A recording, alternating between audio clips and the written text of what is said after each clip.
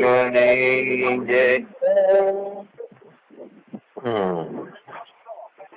પાણી વચ્ચે માછલી તરસી. દરેક નું આવું છે. અંદર બહાર એક રસ પરમાત્મા તત્વ ઠસોઠસ ભરેલું હોવા છતાંય માછલી તરસી છે. પાણી વચ્ચે મીન પ્યાસી, મને દેખત આવે હાસી. હવે સાચા સંતનો આશ્રય ગ્રહણ કરવાનો છે એ સૂઝ્યું નહીં, અને શાસ્ત્રો વાંચી વાંચી વાંચીને બધા આડા ફાટ્યા. શાસ્ત્રો સાંભળીને આડા ફાટ્યા. અને શાસ્ત્રમાં વસ્તુ છે, દર્શાવે છે, પણ પડદો છે. એમાં પડદાની પાછળ વસ્તુ પડી છે શાસ્ત્રમાં. તો શાસ્ત્ર નો અભ્યાસ વર્ષો સુધી કરીએ, દુષ્કર લાગતો થાકીએ, પછી કોઈ સારા સદગુરુ ના શરણાગતિ લેવાનું હુજે, અને ત્યાં સાચા સંગ થાય તો સુખની ખાણ ઉભી થાય. શાસ્ત્રો હકીકતમાં આપણા સુખ માટે છે, કોઈ દુઃખ માટે છે નહીં એકે. પણ જેમ છે એમ જીવ પોતાના દાપણે ચાલવા જાય છે, તો એના માટે કોક જીવંત મહાપુરુષ સંતનો એ અંકુશ જોઈએ. પોતાના દાપણે જીવ ચાલે, પોતાની દશા બની ગયેલી છે એવી રીતનું જીવન, એમાંથી એના અર્થો કાઢી નાખે શાસ્ત્રોના. અને પોતાના દાપણે ચાલે અને દુઃખ એમને ઉભું રહે, તો એમાં શાસ્ત્રનો શું વાંક? હરી હાજરા હાજુર છે, બધે બતાવ્યું છે, બધા ઉપનિષદોમાં બતાવ્યું છે, કેવલ્યમાં છે, કેન ઉપનિષદમાં છે, માંડુક્યમાં છે. હવે હાજરા હાજુર છે તો જડતો કેમ નથી? તો કેવો છે ને ક્યાં છે એ સંતોને પૂછ્યા વગર જડે એવો નથી. સંતો ઉપર વિશ્વાસ મૂકીને મનુષ્ય, દરેક વ્યક્તિ પોતે પોતાના ગુણ પ્રમાણે અર્થો કરે છે. તો પોતાના સમજ પ્રમાણે એના અર્થો કરે છે દરેક વ્યક્તિ. એટલે નીતિથી ચાલવું એટલે પોતે નિત્ય સાથે જોડાયેલે, અને નિત્ય છે પોતાનો વૈભવ હોય તો જ નીતિ છે, તો જ એ નિત્ય છે. એટલે આપણો નિશ્ચય જે પાકો છે, હું ચેતન છું તો ક્યારે મરવાનું છે બોલો? ચેતન જ છું તો મરવાનું છે જ નહીં. જ્યારે ખુદા મરે, અલ્લાહ મરે, ત્યારે હું મરું, ખુદા કે અલ્લાહ મરે નહીં. તો પોતપોતાની રીતે જે અર્થો કરવા માંડ્યા છે એ આખી દશા જીવાત્માની જે સેટ થઈ ગઈ છે. એટલે અખાએ કીધું એમ થાય છે કે સાંભળ્યું કશું ને સમજ્યા કશું, આંખનું કાજલ ગાલે કશું. સાચી સમજણ વગર કોઈ દુઃખ નું નિવારણ થતું નથી. શાસ્ત્રોમાં બતાવ્યું છે, પણ સાચી સમજ કઈ? તો પોતાના સ્વસ્વરૂપમાં સ્થિતિ અથવા તો સંતનો આશ્રય, અને એ સંતના આશ્રય સિવાય અને પોતાનામાં ઠર્યા વિના સાચી સમજ નથી કોઈ. સાચી સમજણ વગર બધા કોઈ ઉપવાસમાં, વ્રતોમાં પડ્યા છે, કોઈ સમાધિમાં, જમીનમાં ખાડો ખોદી પડ્યા છે, સમાધિમાં દેહની વાહે પડ્યા છે. તો દેહને અને પ્રાણને આ કનડવાનું ચાલુ થયું, પોતાને ગોતવાનો છે પોતે નહીં. તો પ્રાણ અને દેહ તો આશરે આવેલા છે, અને આશરે આવેલાનું હોય એનું રક્ષણ કરવાનું હોય આપણે. તો આશરે જે દેહ આવ્યો છે, પ્રાણ આવે છે, એને કોઈ કન્નડગત ઉભી કરવાની નથી. તો પછી એ અધર્મ છે. દેહ અને પ્રાણ તો શું, પણ 33 કોટી દેવતાઓ બધા આપણા આશ્રય છે. તો એનું આપણે રક્ષણ કરવાનું છે. પણ અસુરો એનું ભક્ષણ કરે છે. અવિદ્યામાંથી જે ઉભા થયેલા છે જેટલા અહંકારો એ બધા અસુરો છે. એટલે અવિદ્યા જેવો કોઈ બીજો દુશ્મન નથી. પોતે પોતાને ના જાણવું એ મોટામાં મોટું અજ્ઞાન. પોતે પોતાને ના જાણવું એ અજ્ઞાન ને જ્યાં સુધી પોતે પોતાને ના જાણે ત્યાં સુધી દુઃખની ભવા કરી અને બળતરાઓ ચાલુ રહે. એટલે પોતાનો આત્મવિચારથી સુખ અને આનંદની પ્રાપ્તિ થાય. પોતાનો નિર્વિકલ્પ ને નિરાકાર છું, પણ એ બુદ્ધિની અંદર નહીં. બુદ્ધિ જ્યાં ખતમ થઈ જાય છે અને વ્યાપકતા પોતાની સાક્ષાત જણાય, તો કયું સાધન છે આત્મજ્ઞાન ને પ્રાપ્ત કરવા માટેનું?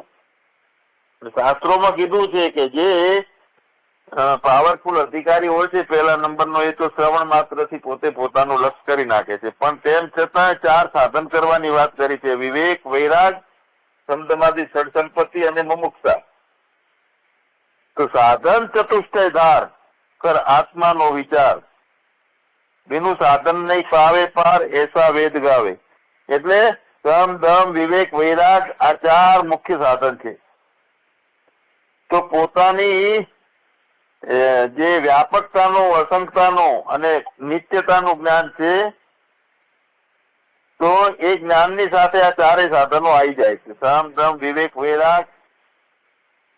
હા, હવે સમાનતા. સમાનતા એટલે હવે શું થાય? સમાનતા કેવી રીતે કરો છો? સમાનતા તો હાથી મોટો કે કીડી મોટી? તો મોટું નાનું કરવા વાળાની દશા પલટાઈ જઈ. એટલે તે અને તું એ કઈ રહ્યું નહીં. હું બની ગયું તો બધા હરખા. બધામાં આત્મ સ્વરૂપે આવી જાય. નામ, રૂપ ને આકાર, ઘાટ એ બધા ઉડી જાય. એટલે આ વિવેક કહેવાય. વિવેક એટલે જુદું કરવું. તો શું જુદું કરવું છે? જેટલું દેખાય છે તે અને એને દેખનારો જે છે, જાણનારો છે તે. જાણનાર અને દેખાનાર વસ્તુ. દેખાનાર વસ્તુ પહેલા અલગ કરવાનું છે, એનું નામ વિવેક. અને વૈરાગ, સમ, દમ, વિવેક, વૈરાગ આ 4 ને આપણે સમજીએ. વૈરાગ એટલે મારા સિવાયનું જેટલું ઉભું થયેલું જગત, એટલે કે જગત એ જગત નથી, પણ આપણું જ્ઞાન જ જગત રૂપે છે. તો બધું જગત જે છે એ મારા સિવાયનું જેટલું નોખું પડે છે એ બધું એઠવાડો છે, સ્વપ્નની જેમ છે. તો એ કહેવાય વૈરાગ. બધા ઉપર રાગ ના રહેવો, મતલબ કે સત્ય ભાવ અને એની પાછળ દોડી દોડી મટકા ભરવા જવાનું ના રહે. દમ એટલે પોતે છુપાઈ જવું. ક્યાંય મારે પડવાનું નથી, આ મટી જવાની વાત છે. તો જેટલા નામ છે, રૂપ છે, એ બધા છુપાઈ જાય. તો છુપાઈને ક્યાં પાતાળમાં જાય? તો ના, આપને આપ સમાય.